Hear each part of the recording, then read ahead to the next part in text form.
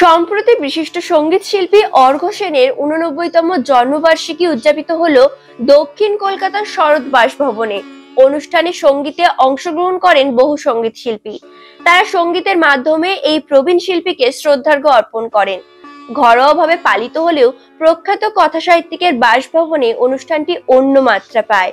দর্শকদের মধ্যে সঙ্গীত মহলের অনেকেই উপস্থিত ছিলেন। একা একা কড়ি খেলার নামাঙ্কিত অনুষ্ঠানটি মধুস্বরার নিবেদন।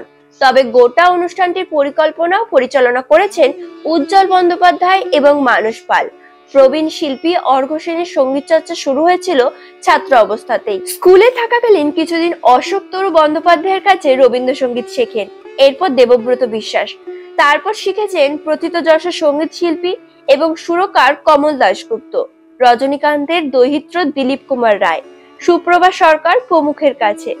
অর্ঘ্য সেন ১৯৯৭ সালে ভারত সরকারের সংস্কৃতি চর্চার সর্বোচ্চ ভারতীয় স্বীকৃতি হিসাবে সঙ্গীত নাটক একাডেমি পুরস্কার লাভ করেন এবং টেগোর ফেলো নির্বাচিত হন। স্বনামধন্য সঙ্গীত শিল্পী শুভাশিস মজুমদারের গান উপস্থিত দর্শকদের মন ছুঁয়ে যায়। কিংবদন্তি সঙ্গীত শিল্পী সুচিত্রা মিত্রের ছাত্র শিল্পী উজ্জ্বল বন্দ্যোপাধ্যায়ের সঙ্গীত মূর্ছনা শরৎচন্দ্রের গোটা বাড়িকে যেন আলোড়িত করে তোলে। অনুষ্ঠানের শিল্পী তালিকা ছিল অনেক দীর্ঘ, প্রত্যেকের পরিবেশনাতেই ছিল অত্যন্ত নিষ্ঠা।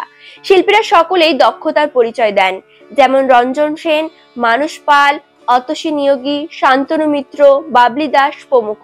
সঙ্গীত ছাড়াও আবৃত্তি করেন বুলবুল গাঙ্গুলি। এছাড়াও আরো কয়েকটি পরিবেশনা দিয়ে অনুষ্ঠানটি সাজানো হয়েছিল। অনুষ্ঠানে সঞ্চালনা করেন মানস পাল। কলকাতা থেকে সঙ্গীতা চৌধুরীর সঙ্গে অর্পিতা বণিক, দেশের সময়।